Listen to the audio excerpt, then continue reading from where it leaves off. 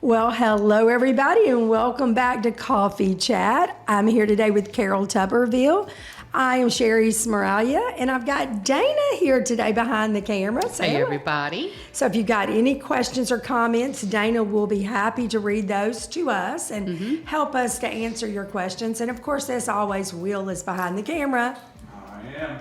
So everybody, how are you guys doing? Let us know who's here. Say hello so that we know that you're here. And today, it's going to be a fun day because I just decided that everybody that makes a comment, we are going to give a toy to a one person. Wow. So somebody is going to get a surprise today, but you have to make a comment and you have to let us know you're here because we've got a topic that I think is worth commenting on. It definitely is. It's one that I just find that we're spending a lot of time hearing about, talking about in different dog circles, groups, veterinary discussion, lots and lots of stuff coming up with this. But before we do it, guys, we're so excited because guess what's fixing to happen soon? In less than about 6 weeks, we're having our doodle romp. Look at that. And it's the big event of the century here. It's November the 4th from 3 to 8. It's right here at Smeraglia Farm. It's like a big old family reunion for Smeraglia puppy owners or potential wannabe owners that want to come and meet some doodles. Yeah, right? Great time to come out and visit, especially if like you have allergies and you want to come and check out, see how you do hanging out with one of them. But I think we're down to limited space, aren't we? We are. So we have a limit of 100 adults, humans, and 50 dogs, 50 dogs. And so, I mean, we might fudge a little bit. I think we've got 10 spots, 10 couple spots left and 10 dog spots. That'll put us a little over 50 dogs if all 10 couples, but 10 couples only. So like if you want to bring a family of 4, then you just took up 2. So guys, if you're wanting to do that, go to smeragliaromp.com. You can register for the romp. You can learn more about hotels nearby, and you can just get your tickets there and register. So we want you all to come. It's going to be a fun time. Dana's got a big event scheduled. We have call-outs here at Mardi Gras. It's real big in the South. And we have call-outs. Well, we're going to have call-outs where we have like a dance line. That's after dinner and after you've had a cocktail or two. But you're going to get to boogie down the dance line with your family, with your dog. If you want to, you don't have to. And It's really fun. You'll want to. and we're going to say, this is Carol and Charles, and they've got their sweet little carrots with her, or something like that. I was going to let you fumble all the way through that. No, I'm not going to fumble. I'm not going to fumble. I do. I fumble. When I did the announcements, I stumbled and tripped over it all the time. Meredith was a pro. We've got somebody designated to do that. So it's going to be so much fun. How many of you watching are definitely coming, and how many of you want to come? Let me know. Us know. Yeah. If Let you us know. comment, you'll get in the And drawing make for your a prize. comment because all the people that comment are going to be in a drawing, and then we'll draw, and then you will win. We'll post it at the very, very, very end. So and will just tell us who it is. Is it if you comment while we're live, or are you going to give them a certain amount of Yes, time? it has to be while we're live, and will tell you which one it is at the end. He'll tell us which person it is. Perfect. Okay. So, but the topic of today is really an important topic because it is, it's going to affect everybody that is traveling with dogs. Absolutely. Around the country. So, is COVID a thing for dogs? Is there such a thing as Canine Covid? Does my dog have COVID? Can I get COVID from my dog? Can my dog give me COVID? What is your experiences with that? You would not believe the people that think that they now have COVID or their dog has it or they're getting it back and forth. We just need to deal with that because there's little bits and pieces of the truth, but it's kind of all mixed in and people really don't know what the truth is. Sure. So how often are you dealing with this? Because she takes the call. About twice a week right now, I'm getting phone calls. Well, let me say this better. About twice a week, I'm getting phone calls with questions because there is so much upper respiratory going on throughout the country right now. So to kind of start. It's been going on all year. It has been. 2023 has been the year for the upper stuff. It has been. And, There's been a couple of people that we've talked to that have actually lived in communities where entire businesses have been shut down that are dog related, like doggy daycares, boarding facilities. They just shut them down because of how bad upper respiratory has been this year. And almost every dog group, not just the Smeraglia ones, they're talking about this upper respiratory stuff that's been going on. So what is it? Go describe what you're hearing, because Carol takes the medical calls, and we do research and development here.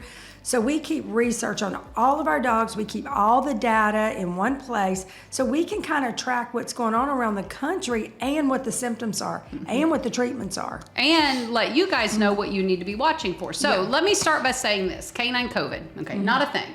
No. Canine coronavirus, that is a thing, but it's been around for decades and it's not related, It's not nothing related, like... because the COVID-19, that they said was a coronavirus. And so now the corona is shortened to COVID. It is not the corona that we vaccinate our dogs Correct. for. So coronavirus in dogs is actually a GI bug that has been around for decades. It is in most of your 6-way vaccines. It is in the 6-way vaccine that Which our is puppies given get. at 6 weeks old. Correct. Most every breeder gives that at 6 weeks old. And in most of your puppy vaccines that you get, that is there. So if you go look up canine coronavirus, it absolutely exists, but it is not an upper respiratory virus. No. It's not related to the upper respiratory virus. Not lungs, not nasal, sinusy, not a cough, nothing. None of that. So that all being said, so what we're hearing about and what we're talking about a lot is just a lot of puppies all over, and adult dogs all over, with an upper respiratory complex, upper respiratory disease, upper respiratory issues.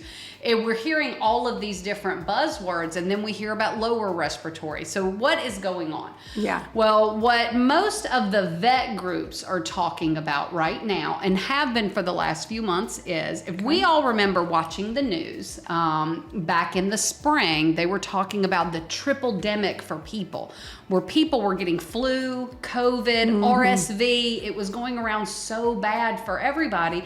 And what they said the reason was we had a couple years of being locked down with COVID. Everybody was wearing masks, which meant More distancing. social distancing, being very mindful. Businesses had implemented a lot of policies for cleaning and sanitizing, which meant everyone had about a 2-year period of going out and about where your body was not exposed to all of those different cold, bacteria, all the different viruses and bugs that cause upper respiratory symptoms. Right. You just weren't exposed to it during that time because you weren't out and about. Places As were clean. much. You were being more careful. Yes. You weren't exposed to it as much. So that meant when all of a sudden everything's lifted, all of those protocols change, people would go out. Slowly started kind of going back to normal, defaulting. You know. And now as we get back to normal, all of a sudden your body wasn't used to all the things that it was used to and had to relearn. Your immune system had to relearn. I had the triple-demic. I did not get all 3 at once. I had to get one after the other, after the other. And You did. You had it. I struggled. She went through I that. made that random Amazon order from some of the medicine that I was on when I had RSV. It was bad. It was rough. Oh, yeah, I remember that. So the thing is that that's just because your body wasn't used to fighting things off. And as you get out and about, you've got to relearn all that. Well, what the vet groups are all talking about now is when humans were up and put up and not going out and about and social distancing, so were their dogs.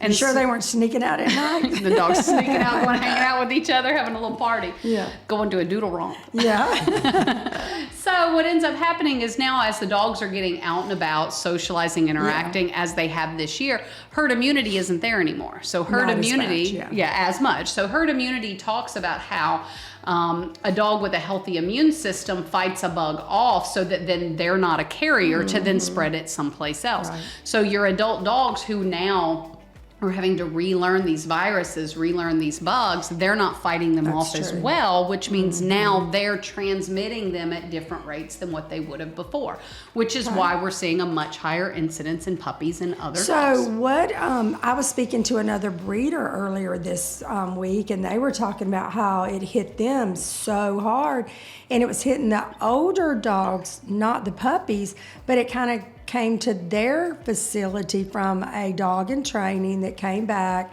and exposed them, but it hit hardest with the older dogs this time. And that's exactly what we're talking about, is because a lot of the not getting out and about. So puppies are right now, their immune systems are active. They're learning to fight things off. Right. They're geared up and wired for that. So adult dogs will do the same thing, but if they're not used to it, they're going to get hit and hit hard just like the puppies will. So with Doodle So Romp what's coming up. happening and going around like right now? What's it called? So there's a couple of different ones. So one, there's just a bacterial pneumonia that's going around.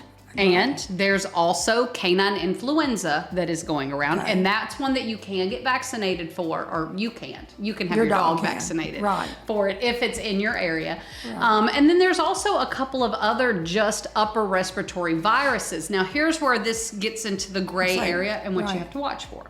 So just like with people, viruses are not treated with antibiotics. They're not that your body has to deal with a virus. That's why vaccines work the way that they do. But if your puppy is immune compromised or your dog can't fight off that virus like they normally would, a virus can turn into a secondary bacterial infection. And that's where you get that pneumonia. So an upper respiratory virus that's making your puppy have a snotty nose, runny eyes, a little bit of a cough. If your puppy happens to go through a period of stress at the same time, like maybe they're spayed or neutered, maybe they got a vaccine, Or they something transition like that, into a new home. to your home from here. Or they stress. boarded for a period of time. It could be any number of things that go on. I had one client I actually spoke to who was dealing with this, and she knows without a doubt the trigger for her dog was an at-home groomer. She had an at-home groomer come by her house, and the dog was so stressed by the groom. And the puppy had a little bit of a cough, but she said within a few days, her puppy ended up having pneumonia, had to be hospitalized. No doubt that stress. The puppy come back. I mean, Yeah, the puppy's good? fine. Yes, Okay. the puppy is doing fine, Okay, doing good. well I'm now. like- Gotta have the update. Yeah, I got to know. Yeah, so the puppy's doing fine and well now, but all it takes is something that seems normal to kind of stress their system, make their immune system not work like it normally would. And now they're trying to fight off a virus, and then it'll turn into a secondary bacterial infection, which can be pneumonia, which can get very, very scary for a dog. Yeah, we were talking about puppies for us that are in the 16-week program that are now getting out and about and then going to travel and go. We might implement adding influenza, which is not something we add. It's not normal, but we're going to have to look at it case by case and know. Because I know Lawrence delivered some puppies via au pair air, and they've been home a week or so, and then she was getting a text back, my puppy's got the pneumonia, and it's doing fine, but jumping on it quick, that is important. Well, and one of the things too is, so for you guys at home, talk to your vet about, are they seeing cases? What do they see going on? Because ultimately, if it's not a hot spot in your area, you may not need that vaccine. And the vaccine may stress their system in a way that isn't necessary. We want to be more like conservative with vaccines right now than ever, because we are seeing puppies. We're starting to change the way we think, covering puppies and doing the 4, the 5, the 7, or all the things that we've done. We're even looking at it thinking, maybe we need to limit the amount of vaccines that we're given and just be a little bit more careful because their systems are so fragile. They are, and the thing is, and this is another reason to talk to your vet about vaccines, one of the biggest known triggers of an autoimmune issue, which we are seeing an uptick in, is a vaccine. Probably, I'd say 70%, maybe more of autoimmune issues, especially like IMHA, is going to be triggered by a vaccine. And so be mindful of what vaccines you're given or not. There is a risk benefit that you have to weigh out. And so that's a very individual choice. Same as it is with people. With humans, everybody's got to weigh out that very individual choice for your personal health care. Same for your dog. It's a very individual choice. But for us, one of the things that we're looking at is, so just because we're not seeing canine influenza a lot right here in our little neck of the woods in Alabama, it doesn't mean that this 16-weeker who's about to leave and go home isn't going to a place and then going to go 3 days later to a vet clinic who's had 15 cases in the last week. And that's something that we are thinking we maybe need to do a little more research on. We've been very fortunate. We have been. We have not seen it in the deep south here. I'm not sure why, but I'm thankful for that. Dana, are there comments that, okay, just wanted to find out. No, everybody's real quiet, just listening and Everybody's learning. quiet and listening. Okay. Yes. So, hey, y'all, don't forget, though, to comment to get in your dog for the toy. So Yeah, just right. do a little hand wave. That's right. That is absolutely right. But on that note, one of the things, too, so what do you do for your dog? One, have a conversation with your vet. Is there a vaccine that's needed? Are they seeing a lot in the area? And here's the deal. If your vet says, yes, we're seeing a lot of this right now. Let us know. Maybe, definitely communicate that. Yeah, let us know. But also, you might talk with your groomer about it before you go grooming. You might talk about those things. So anywhere like that where dogs are just frequenting all day long. And make plans. If your vet is telling you, right now we're really seeing a lot of this pneumonia and these upper respiratory coughs and all going on, don't go to the dog park during that time period. I would avoid places where you're going to come in contact with a lot of other dogs. Because here's the thing. But then we're setting them up again. Yes. You know, it's kind of like you can't win, but. And that's where so during a time where it's a hot spot, don't go out and about. Yeah. But when it's not a hot spot, absolutely take your dog out, socialize them, interact, do what you need to do. But there's definitely a balance to that. And another thing that I would recommend and say is, your dog. So we know here one of the first signs that a puppy isn't feeling good or a dog isn't feeling good. Our doodles like to eat usually. You're not eating? Oh, what's up? Then even for the ones who don't have just this big appetite, they always want to interact and love on you. And so if they're just kind of laying around and just not acting quite right, check their temperature. Yep, check the temp. Digital thermometer in their little. What is a high temperature for a puppy? So I'm not going to stress about a temp until it's over 103, like when they're laying around. Now, let me say this too about temperatures. Your body and your dog's body is designed, God made these perfect things. Yes. We're beautifully and wonderfully made. So that being said, viruses don't do well in high temperatures. So when you get a virus, you get a fever because that's how you kill a virus. And so I don't stress until it's in that 103. Normal range is going to be about 101 to 102.5. That's normal. Taking my puppy out, playing with them hard. If I take their temp then and I have 102.7, 103, I'm not stressing about that. If my puppy was playful, eating, drinking, happy, I might recheck it in about 30 minutes. After they've calmed down, make sure it comes down. But if I check that temp and it's 104 and it's getting, it's time to go to the vet and get them checked out. Well, no wonder it's not surviving down here. We've been living in an oven of about 100 and whatever degrees. No wonder. I was actually going to ask you, are you drinking coffee? I know it's fall. I am drinking coffee, yes. Yeah, I am definitely drinking coffee. I want to be able to say, hey, it's fall, y'all, but it was 92 degrees today. I don't know. It was something about the humidity the is end of not September. It's not near as bad. Heavy. It feels better. I mean, I can actually wear, this is lightweight cotton. Yeah, me too. But I can actually wear sleeves and feel like, okay, I'm wearing some fall clothes. We do have a comment from Maria. She says, hello, you have a very interesting topic. Oh yeah, it's something that I felt like you guys needed to be aware of in here because we care about our babies and we don't want them to be exposed if they don't have to. Or get sick. And one of the things too that I know we've been talking about a lot lately is, the dogs are vaccinated, so they're good. We don't have to worry about them transmitting anything. That's actually a misnomer. Yeah. Because the thing is, your dog that's vaccinated means that your dog's immune system is already prepared to fight off and deal with that bug. It doesn't mean that they're not going to carry that bug during the time that that's going on and potentially transmit it elsewhere.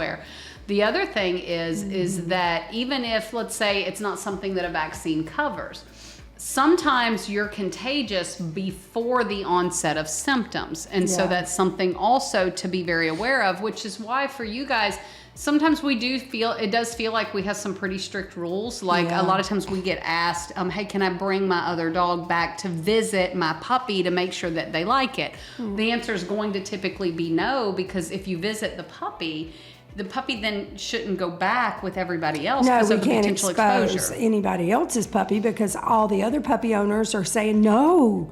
I mean, we trust you not to expose our puppy because these are their puppies, so we have to be real cautious. We do. Very careful. And it doesn't mean that we don't want your dogs here. It doesn't mean we don't want to visit with them or see them. It just means we don't want to expose the babies here to things that they're just not ready for. That's why returning dogs is a pretty big problem. It is. It's like you want to get a dog, check it out. Oh, it didn't work out, bring it back. That's a big problem because bringing it back means we're putting a lot of other dogs at risk. We have to do a serious quarantine for that dog in the event of that. So. And that's so stressful for that dog too. That I know we talked about this a little bit last week, but just to reiterate, when you commit to that puppy, we really you need to commit to that puppy, because when they do come back, they do have to go through a quarantine period where they can't hang out and play with the other dogs initially, because we do have to make sure that everything is safe and good. That's right. That is what we have to do. All right, Dana, any other comments? Yeah, Linda said, thank you for bringing this to everyone's attention. Yeah. Great information. And I'll see you next week for our Double Gotcha Day. Oh, I'm going to love that. Well, hopefully you guys enjoyed this. If y'all have